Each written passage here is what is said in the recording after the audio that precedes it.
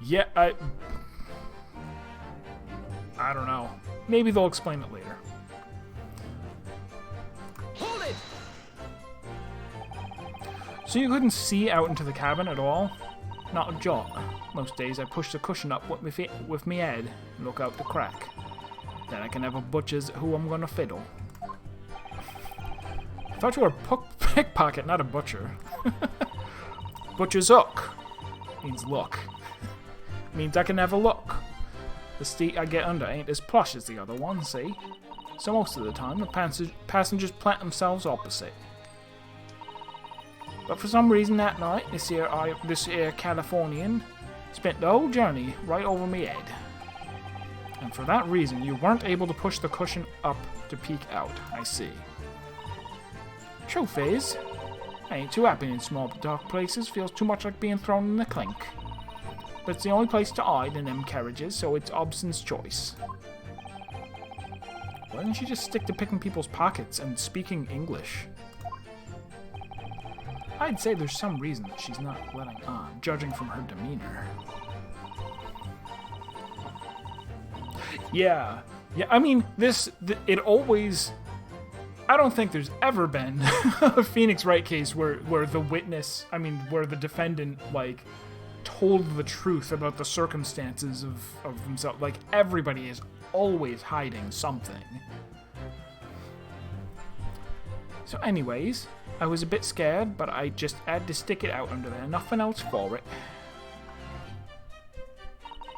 I still don't see anything to contradict. Hold it! When you say a loud bang, do you mean the noise of someone falling to the floor? Could have been, I suppose. I don't remember so well. Point is, it made me jump. You let out a scream involuntarily. That's right. And I felt the cushion over my head get lighter all of a sudden.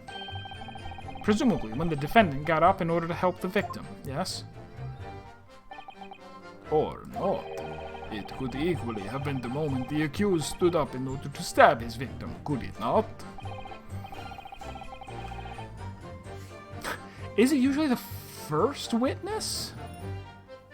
I feel like that's not necessarily true. I feel like there are a lot of times when whoever the last witness is... In fact, well, it always has to be the last witness because they break down on the stand and go, "Arg, you caught me."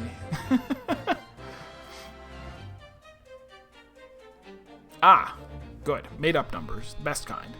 Well, girl, did you see what happened at that crucial moment? Yeah, I saw it. I pushed up the cushion and had a quick butcher's while I had the chance, didn't I? The Californian was sitting up the bloke what had fallen on the floor on the seat opposite. That matches Mr. McGilded's account, of course. But then, the fellow suddenly turns and looks right at me. I sunk back down again, but it was too late by then. I never should have risked looking.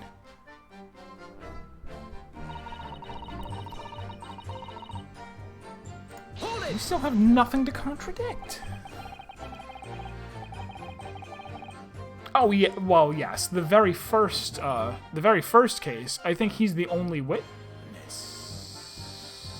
Oh no, we'll put Larry up on the stand. So it's, yeah, you do the guy, and then Larry, and then you bring the guy back, and it turns out he's the culprit. And when Mr. McGilded discovered you, he pulled you out from your hiding place? I was scared stiff, I was. He dragged me out and sat me down on the seat and all. Next to the victim, Mr. Mason? Yeah, the broker had a knife in his guts. He was still bleeding. Then the carriage lurched a bit, and he ended up falling under me. Oh, well, that's new. How awful. Both my hands got covered in blood, made me feel sick as a dog. Both her hands covered in blood. That must be what the rooftop passengers saw.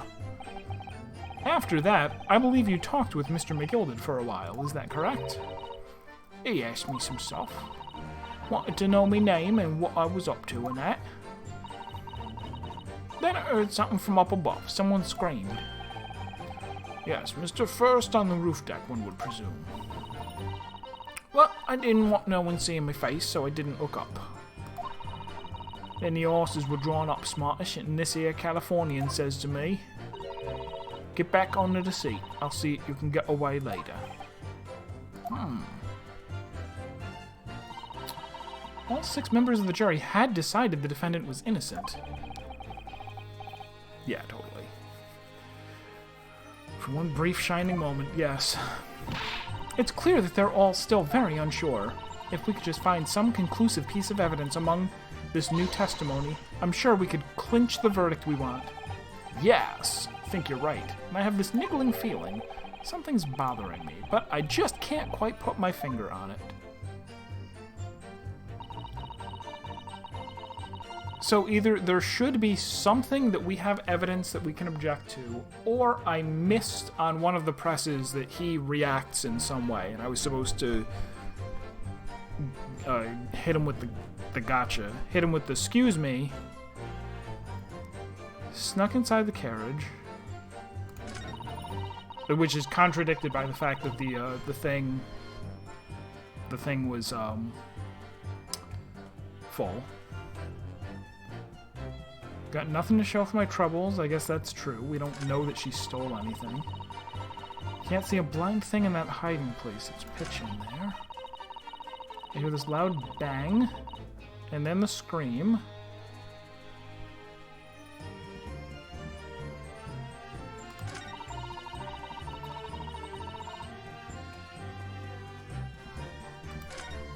The timing is a little off there.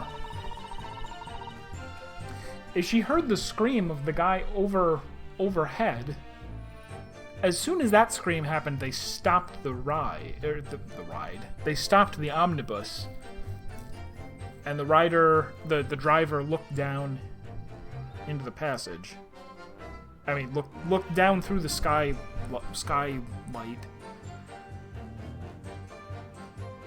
Yeah, that timeline is strange. The scream that she heard couldn't have been the guy up on the roof, because he didn't scream until he looked down and saw her with her hands covered in blood. Okay.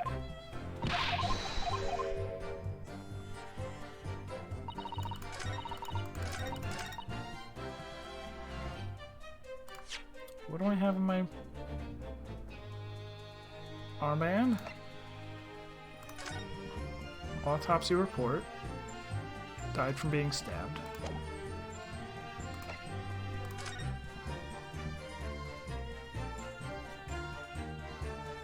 That's the victim.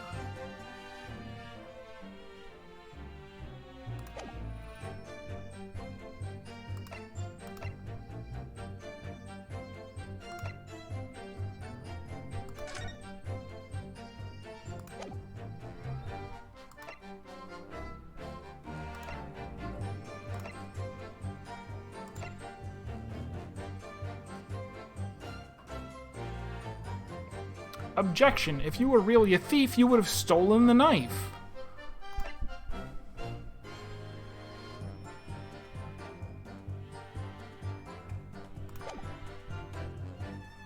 Hold it! Press on this again.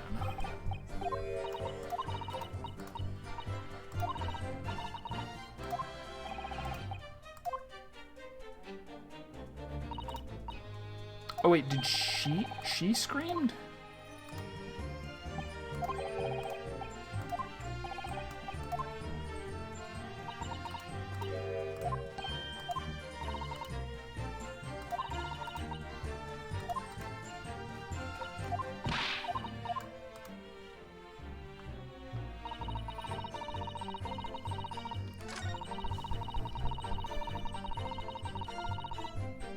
Oh no, she's okay, and the scream just came out. Her scream. Okay, never mind that then.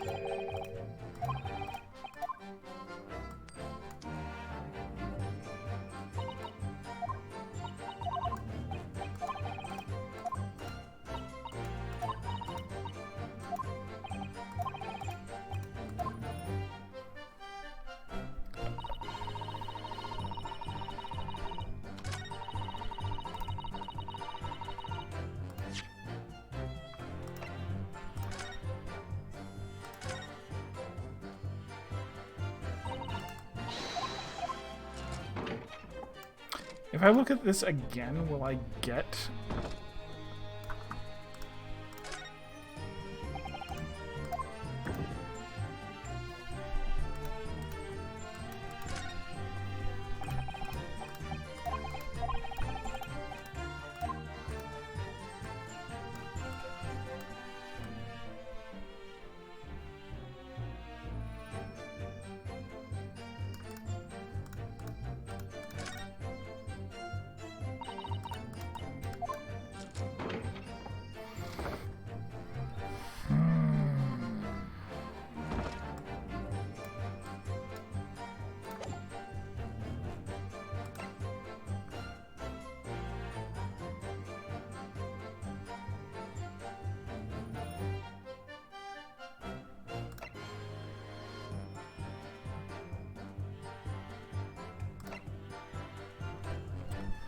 I feel like it's about time for it to be either the photograph or the murder weapon. Do either of these contradict anything that's being said right now?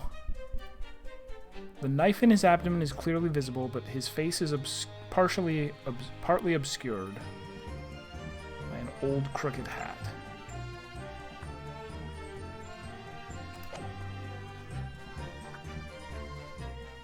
Snuck inside the carriage. A waste of time. I got nothing to show for my troubles. Can't see a thing in that hiding place. It's pitch in there. That's true, right?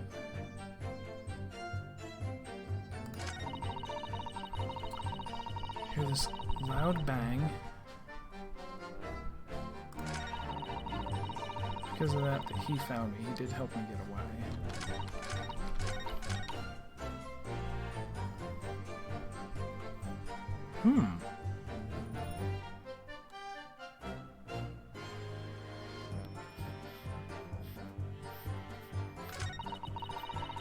See, she explains that, oh, there was stuff in there, but I put it in the corner of the room or whatever. So I don't think I can present the carriage to... Like, when you press, she explains why she was able to get in there. So I don't think...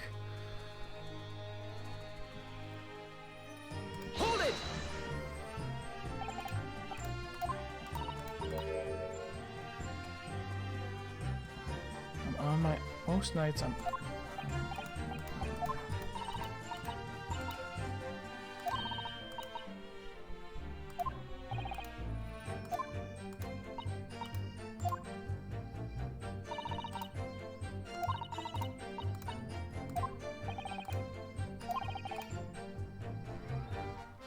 You were under the seat the entire time while events unfolded in the enclosed cabin.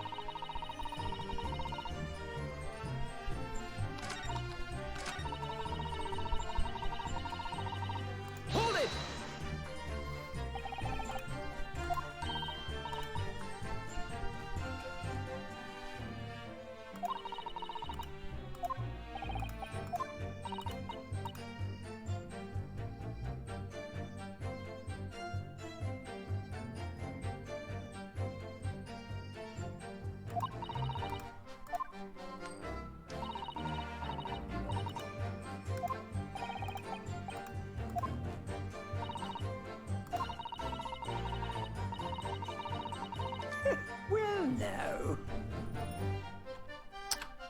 This didn't happen before. Huh. Excuse me. Only on the second press do you get it? Alright, that's weird. That's out of line with the Phoenix Wright formula. We must have tripped a flag somewhere else that caused him to suddenly laugh at this line. Something wrong, Mr. McIlded? Oh, I do apologize. Was there something the matter, Counsel? Just wondering if Miss Lestrade's last comment made something occur to you, perhaps. You seem to be thinking something to yourself. Oh, no, it was nothing important. I was feeling bad for the poor lass is all. I remember feeling desperate myself as a young lad, shut up in the dark. 'Twas terrifying, so it was. I see. Yes, I'm sure we can all sympathize. I'm still scared of the dark now. Yeah, and I don't know about yourself, but I find that the darkness seems to make everything you hear seem that much louder as well. Yeah. I suppose it does, maybe. Miss Lestrade! Did you hear something that night? Anything? An unusual noise, perhaps? So that's the thing. We needed to be reminded that sounds are louder when you are in the dark before I could ask her, did you hear anything?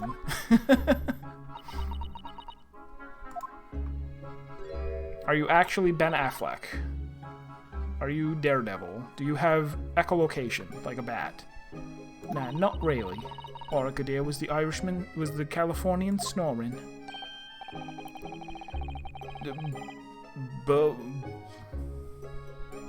What else did I say? Come on. Bodacious. There's no need to tell the whole world my foibles, you little scamp. What a pity. If only Miss Lestrade had heard something, it might have given us a vital new clue. Yes. What should we make of that last statement of hers? Like all statements, it is profoundly important. My lord! I believe the statement just made by the witness is profoundly important. Profoundly important? But all she said was that she heard nothing. Yes! Which is the profoundly important point. I'm almost sure of it. I'm almost sure that I don't understand the inner workings of your Eastern mind, Counsel. Nevertheless, Miss Gina Lestrade, you will supplement your formal testimony by repeating that last statement, please. What? Supplement? What are you on about? Don't give me all your fancy talk. I know what you're trying to do. It won't work on me. That's right. Insult the judge. Always a good move. Alright, so I'll have to be on the lookout for that. Why? I'm sure I pressed on that before, because she said the same things that she did before. Except that time he had a giggle. He was having a giggle, mate. Strained my ears to work out what was going on, but all I could hear was snoring. Hold it! So you were straining to hear what was happening the entire time since the moment you hid yourself? Not exactly, no. Sorry? Well, there was no one in the cabin to start with. I could just push the cushion up and have a butcher's to see what was what. But then when I saw this swell getting on, I got my head down so he didn't notice me. And Mr. McGill sat on the seat under which you were hiding, correct? Yeah, would you Adam and Eve it, eh? What a mug. Is this a... Can I pursue this? He doesn't have a thing. I don't think so. So then all I could do was listen. I was waiting to jump out of there as soon as I heard him leave, you see? But would he? Not likely. Even though we stopped here and there, I never heard the door open.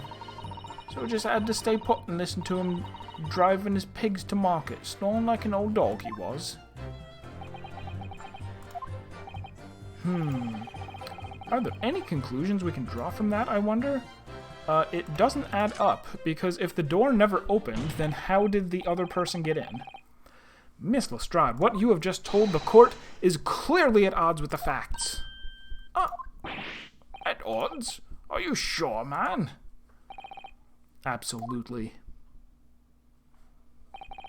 It seems my learned Nipponese friend is not as dull-witted as I feared. So Von Zieks realized it too.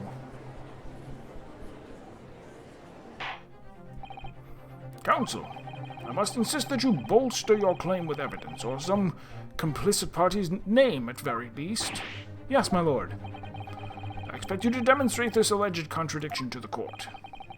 According to Miss Lestrade, whilst she was hiding in the omnibus that night, she heard nothing but the sound of Mr. McGilda's snoring. But think, Ryunosuke, think.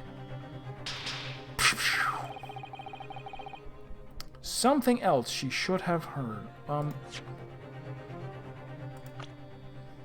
If I go in people, do we have, like... Oh, well, if nothing else, she should have heard him getting in. Yeah. Show a person. Very well, my lord. Allow me to elaborate on a particular sound that Miss Lestrade could not have failed to hear on the night in question. Take that! Take that! Thrice fired Mason. Yes, my lord, the sound that Miss Lestrade cannot have failed to hear is that of the victim, Mr. Mason, boarding the omnibus. Order! Order! Explain your reasoning, counsel. Fucking obvious. Miss Lestrade, allow me to confirm something. You claimed earlier that you were the first person on board the omnibus. Is that correct? Yeah, of course I was. I got on while the driver was in the pub, didn't I? And the next person to board the omnibus was Mr. McGilded. But it was. Not a soul was in the cabin when I climbed aboard, at least not in plain sight. So you were, to all intents and purposes, alone in the enclosed cabin of the omnibus at that time? Did I not just say as much? I wasn't traveling with anyone else, if that's what you mean. Yeah, I saw him get on, remember?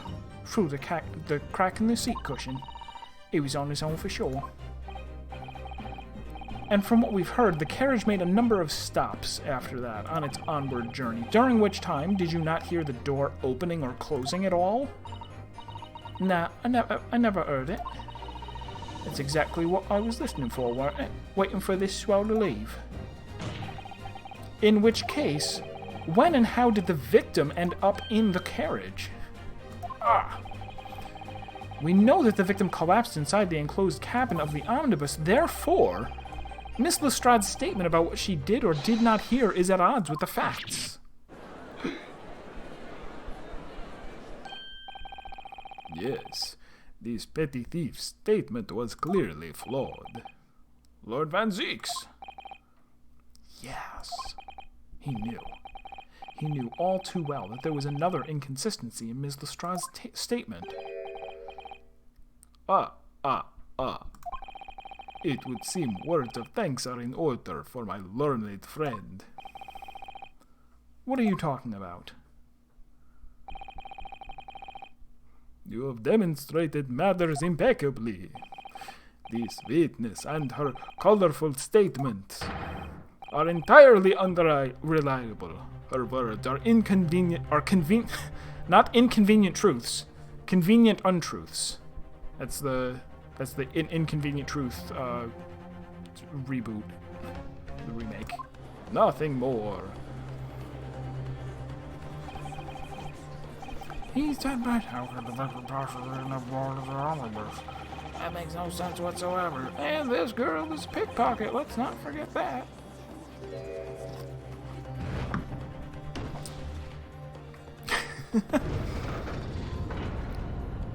British 1900s Al Gore. Ag! She didn't even say anything. Normally people say Hadouken when they throw a fireball. I didn't want it. Yeah. Excuse me. I didn't want the judge. I didn't want to judge the dear little mite just because she has some rather naughty ways. But I must say, I can't abide liars. And neither can I. Mr. Foreman, what a flip-flopper you are. I didn't want to judge the girl just because she has some less than salubrious ways, but I must say, I cannot abide liars.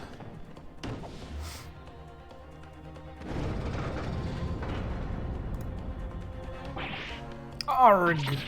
Mr. Naruhodo, that's 5 jury members leaning towards guilty.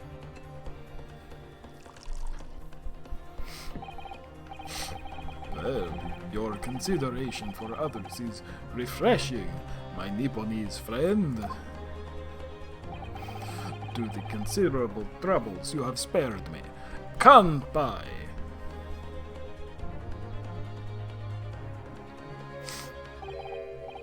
Yes, very refreshing. Arg! Grog, what are you playing at? What happened? We realized that the girl was lying because she said, oh yeah, the entire time that I was under the seat, I didn't hear anything. Like, I saw him get into the coach alone, and then the entire time that I was under there, up until the time when I heard the thud, nobody, like, I didn't hear anything else. We're like, oh, so you didn't hear the door open and the victim get in? That's a contradiction.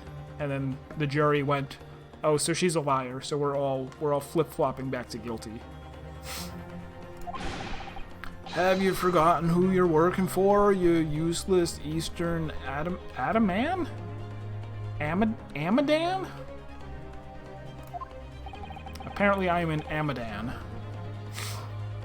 Oh, this is carnage is perfect. Juror number 2 is the only one left. Mr. Naruhodo, the way this is going... I know. If we can't find some new way to convince everyone of Mr. McGilded's innocence, the judge will rule and we'll have lost.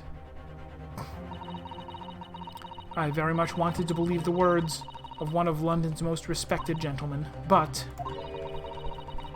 those of us in service know we must accept hard truths. Hold it!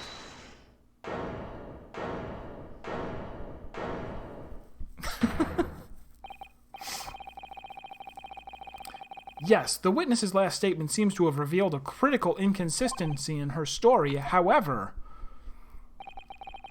if we consider the possibility that her statement is in fact the truth, it may shed an entirely new light on this case.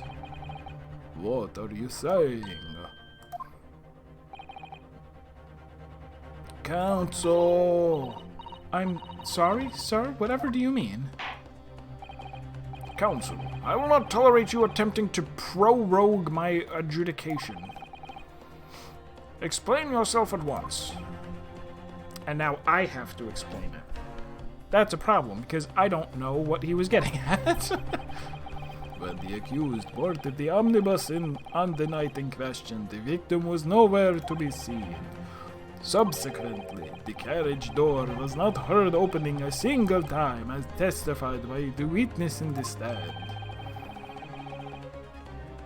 And yet the victim's body was found inside the carriage. If these petty thief's words are to be believed, how do you explain the victim's miraculous appearance inside the cabin of the omnibus? Does the skylight open? I think it does. I think we examined it and they said, oh, it looks like it can open and close. Shoob's got it.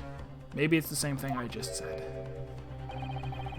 There's only one way to explain how the victim came to be inside the carriage. There's another entrance.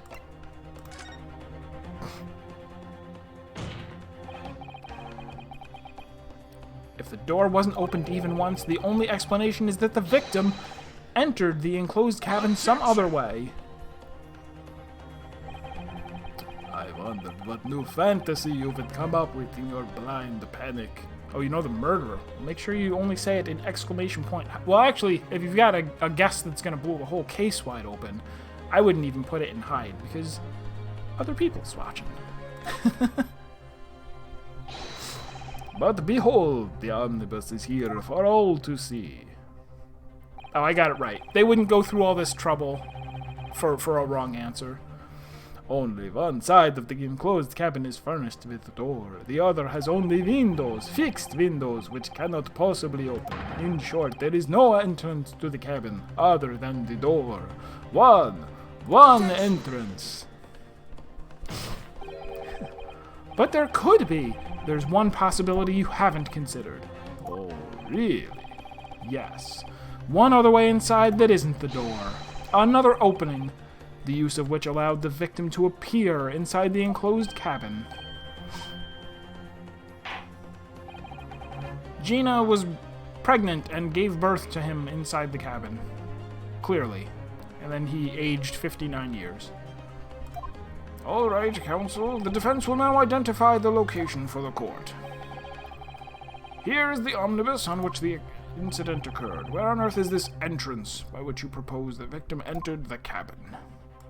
The only thing on the entire diagram. Present.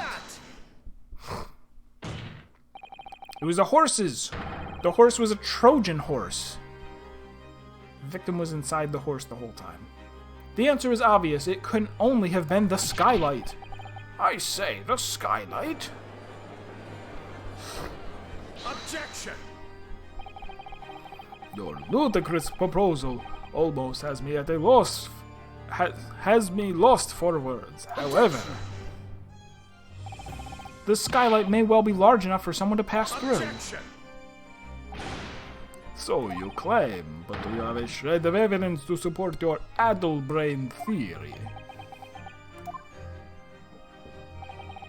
Both Mr. McGilded and Miss Lestrade said the same in their testimonies. They each claimed to have heard a loud thud, such as the noise made by someone falling to the floor. Yes, which has already been explained, as the sound of the victim falling from his seat, having been assaulted with the dagger. Yes, it has. But would a man slipping from the seat onto the floor really have made such a loud noise as the witnesses describe? A noise loud enough to cause Miss Lestrade to let out an involuntary cry, in fact? Good gracious! Perhaps, in fact, that was the moment that the victim made his entrance into the cabin. No, let me rephrase that. The victim didn't enter the cabin as such. He fell into it. Objection! You're now suggesting that the victim fell from the skylight into the cabin. That's simply impossible. How can you be so sure? Because if the victim had fallen inside through the skylight, as you say, the passengers on the roof deck would have seen it happen. And yet, not one person made mention of such events in their testimony. Well, yes, that's true, but...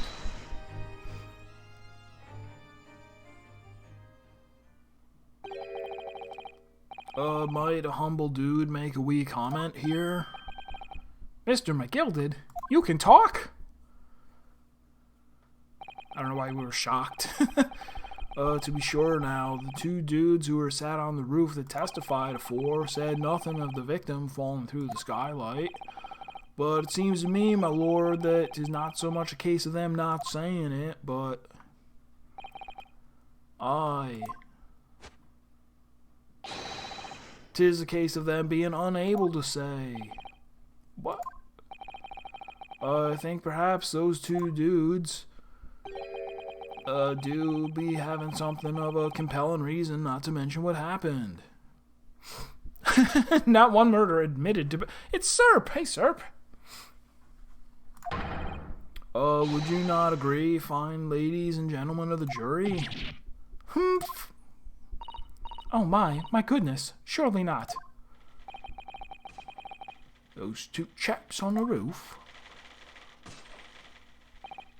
You mean the ones who stuck that knife in the man were... Ugh.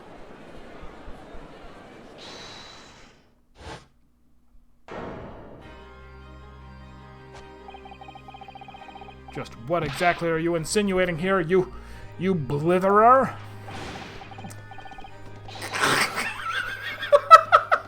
You router, he said, you router, what are you insinuating? People are always, everybody's got their own... Yeah, I just assume nobody gets to sit down the whole time. Everybody is always on the stand. This is a flaming outrage. I have a good mind to give you a blinker in a minute.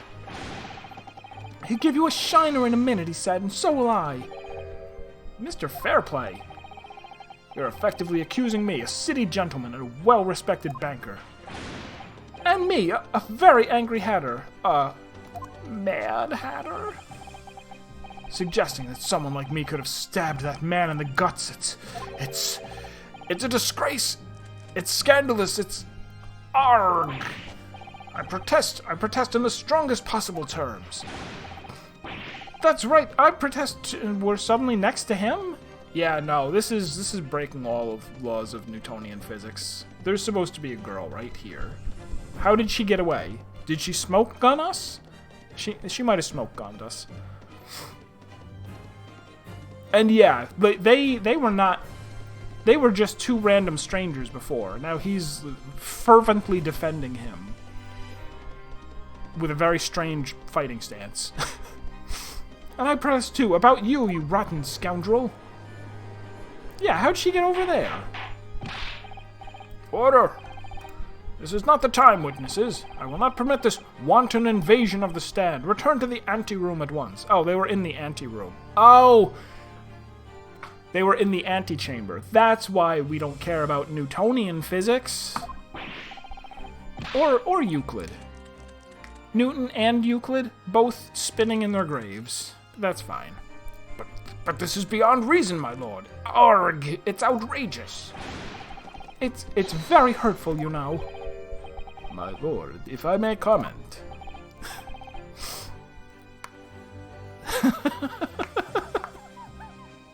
This is the chambers. This is the antechambers. They're going to collide. Negate all existence. Go ahead, Lord Van Zieks. It was the defense that incited this outburst from the witnesses. My learned friend has seen fit to abandon all protocol and accuse the witnesses without proof. Accuse? I never intended to. It seems, young Nipponese, that your command of the English tongue is wanting. Also, you barely know how to count. Let me show you. You propose to this court that the victim fell through the skylight from the roof deck of the omnibus. That hypothesis cannot possibly stand without the rooftop passengers being aware of the events.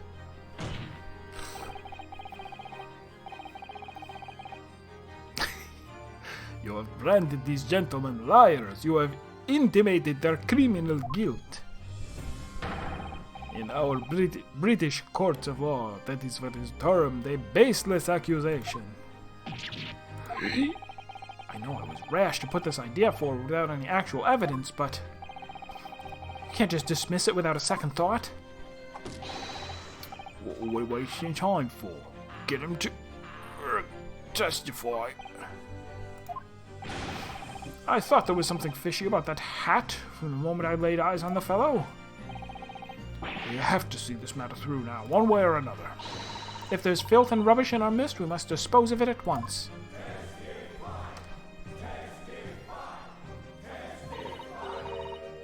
What's happening, Mr. Naruhodo? The spectators in the public gallery are doing something that they're definitely not allowed to do. Oh, and the judge is just going to go along with it. I see. Mr. Fairplay and Mr. First. My lord? You will take the stand again and make another formal testimony in reference to the indictment brought by the defense. Yes, my lord. I didn't come here for this. There's no time to think this through. All I can do is keep pushing forward.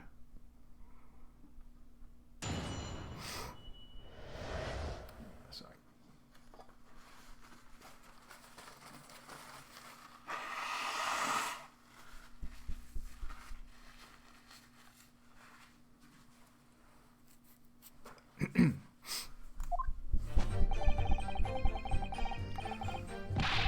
So let me think this. Okay, so they could be in cahoots and they stabbed the guy and killed him and dumped him through the skylight, or he could have been dumped down there well in advance.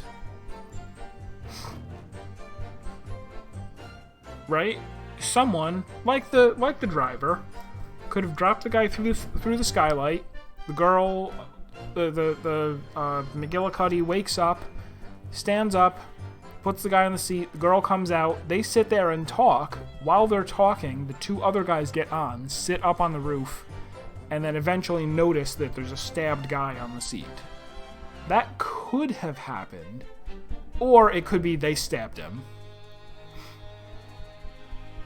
Oh, but then...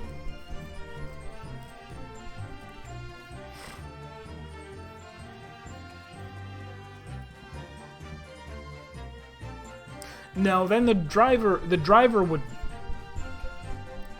would know, because he would have known that the guy was sitting up on top.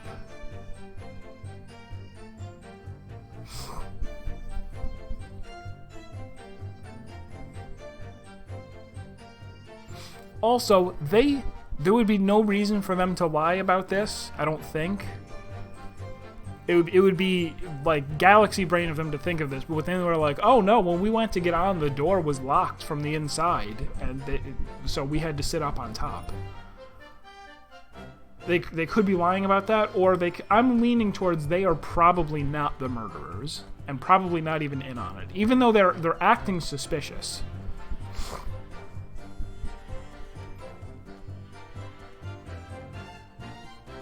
The two guys said, yeah, they saw two people sitting, the corpse and the girl.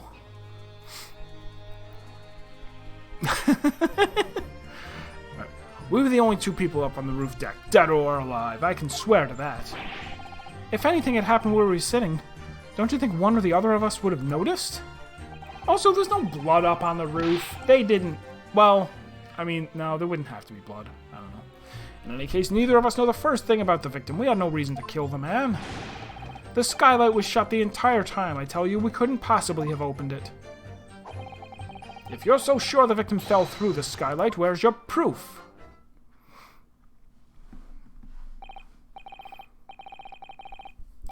Wait, Wisteria, you were Desi? You changed your name? I love that you're the Solemn Trinity person. That's the password. That's the secret password. Hello, welcome back. I must say that on listening to this testimony, it is somewhat hard to imagine how either witness could have performed any malevolent act on this open rooftop deck without the other noticing forthwith. That's right, you see. We're innocent, I tell you. Although logically, of course, the argument falls down if the two of you were in collusion with one another. What? According to investigations by Scotland Yard, the two witnesses share no common dealings. Oh, well, I don't trust coppers any more than I trust the stinking rich. Something doesn't feel right here. Yeah, she should be the one up here behind the defense bench. The trial is going in our favor, really. So why do I feel so uneasy? Counsel for the defense, over to you. Your cross-examination, please. Oh, yes, my lord.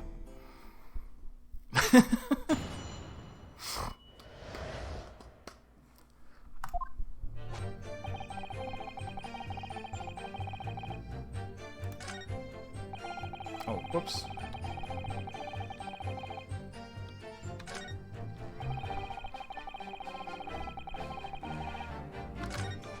Let's go. Hold it! Press on each of them in order. So at no time did the victim, Mr. Mason, climb up to join you on the roof deck? Absolutely not. Dickon! No question about it, he said. None at all. Oh, but yes, of course. I remember seeing them both. I saw the victim inside the enclosed cabin talking with this man here. Is this true, Mr. McGilded? Oh, dear me, my lord. At the risk of repeating myself, I boarded the omnibus alone and nodded off inside almost immediately. That's an outright lie. Without doubt, you were engaged in... Let me stop you there, dude, and ask, do you have any evidence at all? Ah. 'Tis all about evidence in the courts these days, so it is. You do well to remember that. I saw you with my own eyes.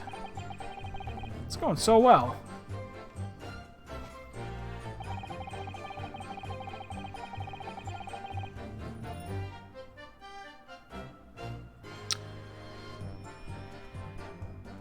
His hat has all these stitches on it, right? Right?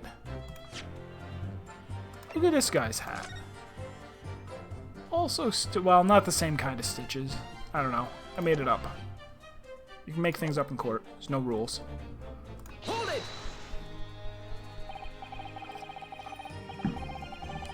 Well, it was on the final run of the omnibus at past 10 o'clock in the evening. It would certainly have been quite dark. Perhaps too dark to see clearly? Is this some kind of a lark?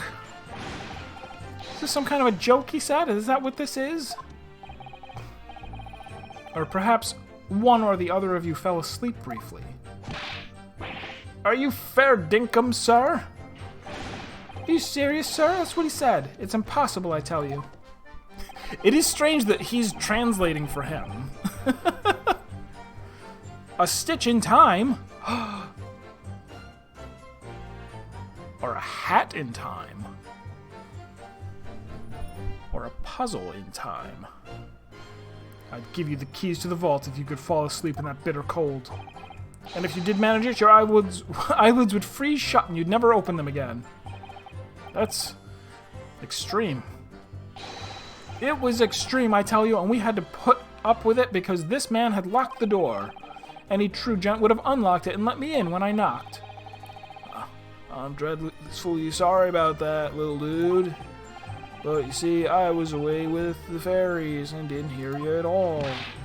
That's a lie. I saw you through the glass. You were talking to someone. Now, 'twas a cold night, so it was. People do be seeing things that aren't real in the cold. That is hardly surprising. Seeing things? Seeing things? I believe we've reached an impasse here on this particular point. You! Don't take it personnel, dude. If I'm a suspect in this case, then it's only fair that you and the other fiend are too. Open and free competition is what a capitalist society's all about. This isn't a competition I should like to be involved in, really.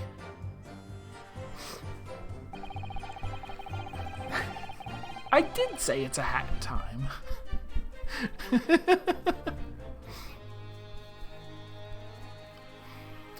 In any case, neither of us know the first thing about the man. But you sold him his hat! Hold it!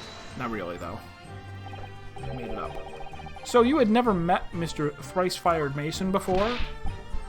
Oh, Lumi. No, not once. Never. He never met the man before, he said. Never.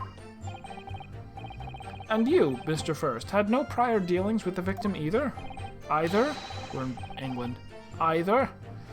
That's right, sir. Hatters don't have much to do with brickmakers, to be perfectly honest, sir. No, I imagine not. You see, how many different ways can I put this? Well, no. Oh, neither of us have the remotest connection to the gentlemen who are inside the cabin. Excuse me. Would you care to excuse me, sir? Mr. McGilded? Yes. Yes, counsel, what can I do you for? Did the witness's last statement give you pause for thought somehow? Not the remotest connection. Is that right now? I wonder. What are you insinuating now? Mr. Fairplay, it's been too long. Eh? If I'm not very much mistaken, I believe 'tis fast approaching, is it not? Your repayment date. I beg your pardon? You borrowed 20 guineas from me, sir. At an unconscionable rate of interest. You tricked me. It's extortion. Well now, is that a touch of begrudgery? The sort of begrudgery that might motivate a fellow to pass his crimes off on another? Arg! Chomp. And young Mr. First. Me, sir? What do you want with me, sir? You do be making hats for a living, do you not? That there top hat sliding about on your head, is that one of your own creations, is it? Well, I'm still just an apprentice, you understand. I'm learning to find the perfect fit for whatever fine gent walks through the door. The perfect fit, is it? Well, 'tis a very distinctive design, so it is. So it is. All praise he ten. The observer of facts. Many customers like it, I tell you. They like a distinctive touch.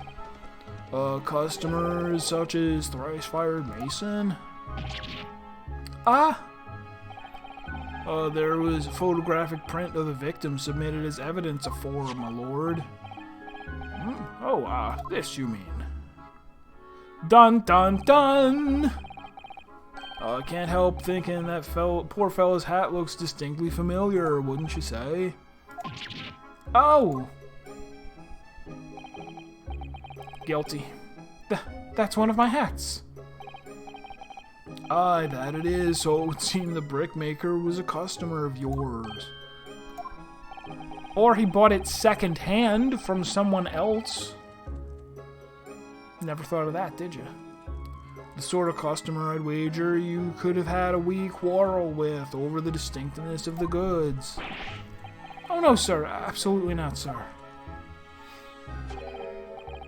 Oh, well, there's really nothing more to add. It wouldn't be right to say that the two fellas here haven't the remotest connection to the victim, you see. Rest my case. You little weasel. Arg! He's better at this than I am. Gosh, Mr. McGilded has certainly been thorough in his research, hasn't he?